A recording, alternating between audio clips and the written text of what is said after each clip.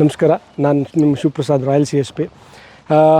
Gypsum ಬಗ್ಗೆ ಸಾಕಷ್ಟು ಗೊಂದಲಗಳಿದೆ ರೈತರುಗಳಿಗೆ. Gypsum ಹೇಗಿರುತ್ತೆ, ನೋಡೋಕ್ಕೆ ಯಾವ ಥರ ಇರುತ್ತೆ, ಯಾವ ಬಣ್ಣ ಇರುತ್ತೆ, ನಿರ್ದಿಷ್ಟವಾಗಿ ಹೇಗಿರುತ್ತೆ ಅನ್ನೋದ್ರ ಬಗ್ಗೆ. ಸೊ ಇದು ಜಿಪ್ಸಮ್ ಅನ್ನೋದು ಹೇಗೆ ಸಿಗುತ್ತೆ ಅಂದರೆ, ಕೆಲವು ಉತ್ಪನ್ನಗಳನ್ನು ಮಾಡುವಾಗ ಉಳಿದಂಥ ವೇಸ್ಟ್ ಪ್ರಾಡಕ್ಟು ನಮಗೆ ಹೊರಗೆ ಬರುವಾಗ ನಮಗೆ ಜಿಪ್ಸಮ್ ಸಿಗುತ್ತೆ.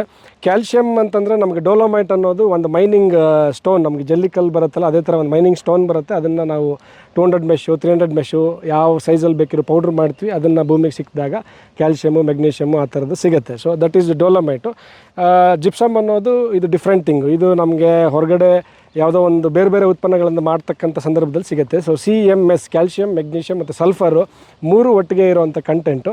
ಇದು ಬಂದುಬಿಟ್ಟು ಕೆಮಿಕಲ್ ಅಲ್ಲ, ಇದು ಒಂದು ಸಾವಯವ ಅಥವಾ ಅಂತ ಕರಿಬೋದು, ಅಥವಾ ಆರ್ಗ್ಯಾನಿಕ್ ಅಂತ ನೀವೇನು ಕರೀತೀರಾ ಆ ಪ್ರಮಾಣದಲ್ಲಿ ಬಳಕೆ ಮಾಡುವಂಥ ಒಂದು ವಸ್ತು.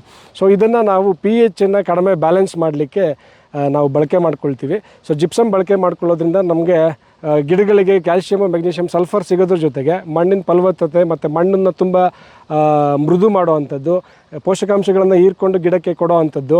ಸೊ ಇದೆಲ್ಲದನ್ನು ಕೂಡ ಜಿಪ್ಸಮ್ ಸಹಕಾರಿ ಮಾಡುತ್ತೆ ಗಿಡಗಳಿಗೆ. ಸೊ ಜಿಪ್ಸಮನ್ನು 2 ರೂಪದಲ್ಲಿ ಬಳಕೆ ಮಾಡ್ಬೋದು. ಒಂದು ಪುಡಿ ರೂಪದಲ್ಲಿ ಬಳಕೆ ಮಾಡ್ಕೋಬೋದು, ಇನ್ನೊಂದು ನಾವೇ ಅದನ್ನು ಗ್ರಾನ್ಯೂಲ್ ಕೂಡ ಮಾಡ್ತೀವಿ. ಸೊ ಗ್ರಾನ್ಯೂಲ್ ಕೂಡ ಬಳಕೆ ಮಾಡ್ಕೋಬೋದು. ಸೊ ಗ್ರಾನ್ಯೂಲ್ ಮಾಡೋದ್ರಲ್ಲಿ ಗ್ರಾನ್ಯೂಲ್ಗೂ ಪುಡಿಗೂ ಏನು ಉಪಯೋಗ ಅಥವಾ ಏನು ಡಿಫ್ರೆನ್ಸ್ ಇರುತ್ತೆ ಅಂತ ಹೇಳೋದಾದರೆ, ಸೊ ನಮಗೆ ಪೌಡ್ರು ಬಂದ್ಬಿಟ್ಟು ಹೇಗೆ ಬರುತ್ತೋ ಅದನ್ನು ಜಸ್ಟ್ ಸ್ಕ್ರೀನ್ ಮಾಡ್ತೀವಿ. ಎಂಟೆ ಕಲ್ಲು ಅಥವಾ ಬೇರೆ ವೇಸ್ಟೇಜ್ ಏನಾದರೂ ಇದ್ರೆ ತೆಗೆದುಬಿಟ್ಟು ಅದನ್ನು ಬ್ಯಾಗ್ ಮಾಡ್ತೀವಿ. ಸೊ ಇದು ಬಂದ್ಬಿಟ್ಟು ನಮಗೆ 6,000 ರೂಪಾಯಿ ಟನ್ ಥರ ನಾವು 50 kg ಬ್ಯಾಗು 300 ರೂಪಾಯಿಗೆ ಮಾರಾಟ ಮಾಡ್ತಾಯಿದ್ದೀವಿ. ಗ್ರಾನ್ಯೂಲ್ ಬಂದ್ಬಿಟ್ಟು ಇದಕ್ಕೆ ಅಡಿಷ್ನಲಾಗಿ ಸ್ವಲ್ಪ ಕ್ಯಾಲ್ಶಿಯಮ್, ಸಲ್ಫರ್ನ ನಾವು ಕಾನ್ಸಂಟ್ರೇಟ್ ಮಾಡಿ ಅದಕ್ಕೆ ಜೊತೆಗೆ ನಮ್ಮದೊಂದು ಯೂನಿಕ್ ಫಾರ್ಮುಲೇಷನ್, ನೀಮ್ ಮಿಕ್ಸ್ಡ್, ನಿಮಗೆ ಎಲ್ರಿಗೂ ಗೊತ್ತಿರೋ ಹಾಗೆ ನೀಮ್ ಮಿಕ್ಸ್ಡ್ ಗ್ರಾನ್ಯೂಲ್ಸ್ನ ನಾವು ಮಾಡ್ತೀವಿ, ನಾವು ಒಬ್ಬರೇ ಮಾಡೋದು. ಸೊ ನೀಮ್ ಮಿಕ್ಸ್ಡ್ ಗ್ರಾನ್ಯೂಲ್ನ ಮಾಡಿಬಿಟ್ಟು ಅದನ್ನು ನಾವು 50 kg ಬ್ಯಾಗು 650 ರೂಪಾಯಿಗೆ ಮಾರಾಟ ಮಾಡ್ತಾಯಿದ್ದೀವಿ. ಸೊ ಜಿಪ್ಸಮನ್ನು ಬಯಲುಸೀಮೆಯವರು ಬಳಕೆ ಮಾಡೋದ್ರಿಂದ ತುಂಬ ಉಪಯೋಗಗಳಿದೆ. ಇತ್ತೀಚಿನ ದಿನಗಳಲ್ಲಿ ಜಿಪ್ಸಮ್ನ ಬಳಕೆ ಮಾಡೋದು ಹೇಗೆ ಅನ್ನೋದು ಎಲ್ರದ್ದು ಭಾಳ ದೊಡ್ಡ ಗೊಂದಲ ಮತ್ತು ಪ್ರಶ್ನೆ ಇದೆ. ಕೆಲವು ಗೂಗಲ್ ಡಾಕ್ಟರ್ಗಳು ಹುಡುಕ್ಬಿಟ್ಟು ಏನೋ ಒಂದು ಬರುತ್ತೆ, ಅದನ್ನು ಚೆಕ್ ಮಾಡ್ತಾರೆ, ಮಾತಾಡ್ತಾರೆ. ಸೊ ನಮ್ಮ ಬಯಲುಸೀಮೆಯವರು ಜಿಪ್ಸಮನ್ನು ಯಾರು ಯೂಸ್ ಮಾಡ್ತಾರೆ ಅಂದರೆ, ಬಯಲುಸೀಮೆ ಭಾಗದವರು ಯೂಸ್ ಮಾಡ್ತಾರೆ. ಒಂದು pH ಜಾಸ್ತಿ ಇರುವಾಗ ಅದನ್ನು ಕಡಿಮೆ ಮಾಡಲಿಕ್ಕೆ ಜಿಪ್ಸಮನ್ನು ಬಳಕೆ ಮಾಡ್ತಾರೆ. ಜಿಪ್ಸಮಲ್ಲಿ ನಮಗೆ ಹೆಚ್ಚಾಗಿ ಕ್ಯಾಲ್ಶಿಯಮು ಮತ್ತು ಮೆಗ್ನೀಷಿಯಮ್, ಸಲ್ಫರ್ 3 ನಮಗೆ ಇರುತ್ತೆ. ಸೊ ಈ 3 ಪೋಷಕಾಂಶಗಳಿಂದ ನಮಗೆ pH ಕಡಿಮೆ ಆಗುವಂಥದ್ದು. ಜಿಪ್ಸಮನ್ನು ಪುಡಿ ಬಳಸೋದು ಉತ್ತಮನ, ಗ್ರಾನ್ಯೂಲ್ ಬಳಸೋದು ಉತ್ತಮನ ಅನ್ನೋಂಥ ಕೆಲವ್ರ ಪ್ರಶ್ನೆ ಇದೆ. ಸೊ ಪೌಡ್ರು ಬಂದುಬಿಟ್ಟು ಕಡಿಮೆ ಬೆಲೆ ಇರುತ್ತೆ, ಅದು ನೇರವಾಗಿ ಏನು ಬರುತ್ತೋ ಜಿಪ್ಸಮು ಅದನ್ನು ನೇರವಾಗಿ ಬಳಕೆ ಮಾಡೋ ಥರ ಇರುತ್ತೆ. ಗ್ರಾನ್ಯೂಲ್ ಮಾಡುವಾಗ ಸ್ವಲ್ಪ ಅಡಿಷ್ನಲ್ ಪೋಷಕಾಂಶಗಳನ್ನು ಆ್ಯಡ್ ಮಾಡಿರ್ತಾರೆ. ಅಡಿಷ್ನಲ್ಲಾಗಿ ಕ್ಯಾಲ್ಶಿಯಮ್ನ ಸ್ವಲ್ಪ ಕಾನ್ಸಂಟ್ರೇಟ್ ಮಾಡಿರ್ತಾರೆ, ಮೆಗ್ನೀಷಿಯಮ್ಮು ಅಥವಾ ಸಲ್ಫರ್ನ, ಮೇಜರಾಗಿ ನಮಗೆ ಸಲ್ಫರ್ ಬೇಕಾಗುತ್ತೆ ಬೆಳೆಗಳಿಗೆ, ಆ ಸಲ್ಫರ್ನ ಅಡಿಷ್ನಲ್ಲಾಗಿ ಸ್ವಲ್ಪ ಕಾನ್ಸಂಟ್ರೇಟ್ ಮಾಡಿ ಸೊ ಗ್ರಾನ್ಯೂಲ್ ಹಾಕೋದ್ರಿಂದ ಬಳಕೆ ಕಡಿಮೆ ಪ್ರಮಾಣ ಆಗುತ್ತೆ. ಅಂದರೆ ನಮ್ಗೆ ಇಡೀ ತೋಟ ತುಂಬ 4-5 ಟನ್ನು ಚೆಲ್ಲೋ ಬದಲಾಗಿ ಮರದ ಅವಶ್ಯಕತೆ ಇರುವಂಥ ಜಾಗದಲ್ಲಿ ಸುತ್ತ ಹಾಕುವಂಥದ್ದು ಬಳಕೆ ಪ್ರಮಾಣ ಭಾಳ ಸುಲಭವಾಗುತ್ತೆ. ಜಿಪ್ಸಮ್ನಿಂದ ಆಗುವಂಥ ಉಪಯೋಗಗಳನ್ನು ನಾವು ಹೇಳೋದಾದರೆ, ಮೊದಲಿಗೆ ಕ್ಯಾಲ್ಶಿಯಮ್, ನಮಗೆ ಕ್ಯಾಲ್ಶಿಯಮ್ CMS ನಮಗೆ ಜಿಪ್ಸಮಲ್ಲಿ ತುಂಬ ಮೇಜರಾಗಿ ಸಿಗುವಂಥ ಪೋಷಕಾಂಶಗಳು.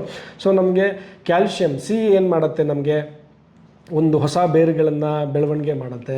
ಸೊ ಬೇರುಗಳನ್ನು ಬಲವಾಗಿಸುತ್ತೆ, ಮರದ ಕಾಂಡ ಮತ್ತು ಎಲೆಗಳನ್ನು ತುಂಬ ಶಕ್ತಿ ತುಂಬಿ ತುಂಬ ಆರೋಗ್ಯಕರವಾಗಿರೋ ಹಾಗೆ ನೋಡ್ಕೊಳ್ಳುತ್ತೆ. ಮೇಜರಾಗಿ ಪೋಷಕಾಂಶಗಳನ್ನು ಹೀರೋ ಅಂಥ ಶಕ್ತಿನ ಹೆಚ್ಚಿಸುತ್ತೆ. ಸೊ ಇದು ಕ್ಯಾಲ್ಶಿಯಮ್ ಮಾಡುವಂಥ ಕೆಲಸ ಮಾಡುತ್ತೆ. ಸೊ ಎರಡನೇದು ನಮಗೆ ಸಲ್ಫರ್ ಅಂತ ತಗೊಳ್ಳೋದಾದರೆ, ಸಲ್ಫರ್ ನಮಗೆ ಅಡಿಕೆಗೆ ಭಾಳ ಮುಖ್ಯವಾಗಿರೋ ಅಂಥ ಪೋಷಕಾಂಶಗಳು. ಎಲ್ಲರೂ ನಾವು ಏನು ಮಾಡ್ತೀವಿ, NPK, ನೈಟ್ರೋಜನ್, ಫಾಸ್ಫರಸ್, ಪೊಟ್ಯಾಶ್ ಹಾಕ್ತೀವಿ ಹೊರತು ಸಲ್ಫರ್ ಬಗ್ಗೆ ಯಾರೂ ಗಮನ ಹರಿಸಲ್ಲ, ಅದ್ರ ಬಗ್ಗೆ ಯಾರೂ ಕೂಡ ತಲೆ ಕೆಡಿಸ್ಕೊಳ್ಳಲ್ಲ. ಸಲ್ಫರ್ ನಮಗೆ ಭಾಳ ಮುಖ್ಯವಾಗಿ ಬೇಕಾಗಿರುವಂಥ ಪೋಷಕಾಂಶ. ಸೊ ನಮಗೆ ಹಸಿರುತನ ಹೆಚ್ಚುತ್ತೆ, ಎಲೆಗಳ ಬೆಳವಣಿಗೆ ಉತ್ತಮವಾಗಿರುತ್ತೆ, ಪ್ರೋಟೀನ್ ನಿರ್ಮಾಣಕ್ಕೆ ಸಹಾಯ ಆಗುತ್ತೆ, ಕಾಯಿಗಳ ಗುಣಮಟ್ಟ ಸುಧಾರಿಸುತ್ತೆ. ನಮಗೆ ಈ ಹಣ್ಣೊಡ್ಕ ಬಂದಾಗ ನಮಗೆ ಜಿಂಕು ಬೋರಾನ್ ಹಾಕಿ, ಹೌದು ಜಿಂಕು ಬೋರಾನ್ ಜೊತೆಗೆ ನಮಗೆ ಸಲ್ಫರ್ ಕೂಡ ಭಾಳ ಹೆಚ್ಚಿನ ಒಂದು ಅವಶ್ಯಕತೆ ಬೇಕಾಗಿರುವಂಥ ಇದು. ಸೊ ಮಣ್ಣಿನ ಗಟ್ಟಿತನ ಕಡಿಮೆ ಮಾಡುತ್ತೆ. ಜಿಪ್ಸಮ್ ನಮಗೆ ಮೇಜರಾಗಿ ಮಣ್ಣನ್ನು ಮೃದುವಾಗಿಸುತ್ತೆ. ನಾವು ಪ್ರತಿ ವರ್ಷ ಕೂಡ ಫರ್ಟಿಲೈಸರ್ ಹಾಕೋ 5 ರಿಂದ 10 ದಿನದ ಮುಂಚಿತವಾಗಿ ಜಿಪ್ಸಮನ್ನು ನಾವು ಅಪ್ಲೈ ಮಾಡೋದ್ರಿಂದ ಮೊದಲು ನಾವು ಮಣ್ಣಿನ pH ಅಥವಾ ರಸಸಾರವನ್ನು ಸಮಾನವಾಗಿ ತಂದುಬಿಟ್ಟು ಅನಂತರ ಫರ್ಟಿಲೈಸರ್ ಮಾಡೋದ್ರಿಂದ ತುಂಬ ಉತ್ತಮ ರೀತಿಯಲ್ಲಿ ನಮಗೆ ಮಣ್ಣು ನಮಗೆ ರಿಯಾಕ್ಟ್ ಮಾಡೋಕ್ಕೆ ಸ್ಟಾರ್ಟ್ ಮಾಡುತ್ತೆ. ಸೊ ಮಣ್ಣನ್ನು ಮೃದುಗೊಳಿಸುವಂಥದ್ದು, ಗಾಳಿ ನೀರು ಸುಲಭವಾಗಿ ಒಳ ಹೋಗಿ ಸಹಾಯ ಮಾಡುವಂಥದ್ದು, ಬೇರು ಹರಡುವಿಕೆ ಏನಿರುತ್ತೆ, ನಮಗೆ ಬೇರುಗಳು ಬಿಡುವಂಥದ್ದು, ಹೊಸ ಬೇರುಗಳೇನಿರುತ್ತೆ ಇದು ಹೆಚ್ಚಾಗಿ ಬಿಡುವಂಥದ್ದು. ಸೊ ನಮಗೆ ಸ್ಯಾಲಿನಿಟಿ ಅಂತ ಕರೀತಾರೆ, ಉಪ್ಪು ದಟ್ಟಣೆ ಅಂತ ಕರಿತೀವಿ. ಸೊ ಈ ಸ್ಯಾಲಿನಿಟಿನ ಕಡಿಮೆ ಮಾಡಲಿಕ್ಕೆ ನಮಗೆ ಜಿಪ್ಸಮ್ ಭಾಳ ಮುಖ್ಯವಾಗಿ ಬೇಕಾಗುತ್ತೆ.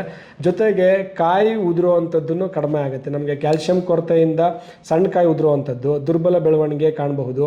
ಮತ್ತು ನಮಗೆ ಜಿಪ್ಸಮನ್ನು ಇದೆಲ್ಲದನ್ನು ಕೂಡ ನಿಯಂತ್ರಿಸೋಕ್ಕೆ ಬಳಕೆ ಮಾಡ್ಕೊಳ್ತಾರೆ. ಸೊ ಅಡಿಕೆ ಮರಕ್ಕೆ ನಾವು ಎಷ್ಟು ಜಿಪ್ಸಮನ್ನು ಹಾಕಬೇಕು ಅನ್ನೋದು ನಮಗೆ ನೆಕ್ಸ್ಟ್ ಪ್ರಶ್ನೆ. ಇದೆಲ್ಲ ಹಾಕಬೇಕು ಅಂದಾಗ ಎಷ್ಟು ಹಾಕಬೇಕು ಅಂತ ಕೇಳ್ತಾರೆ. ಸೊ ನೀವು ಪೌಡ್ರ್ ಹಾಕೋದಾದರೆ, ನಾರ್ಮಲ್ ಜಿಪ್ಸಮ್ ಪೌಡ್ರ್ ಹಾಕೋದಿದ್ರೆ ನೀವು ಒಂದು 1 kg ಹಾಕ್ಬೋದು ಮರದ ಸುತ್ತ, ಅಥವಾ ಗ್ರಾನ್ಯೂಲ್ ಹಾಕೋದಾದರೆ ನೀವು 400 ಗ್ರಾಮ್ ಸಾಕಾಗುತ್ತೆ. ಮರದ ಹಾಕುವಂಥ ವಿಧಾನ ಹೇಳೋದಾದರೆ, ಮರದ ಸುತ್ತ 1.5 ಇಂದ 2 ಅಡಿ ದೂರದಲ್ಲಿ ನಾವು ಮರದ ಸುತ್ತ ಹಾಕುವಂಥದ್ದು.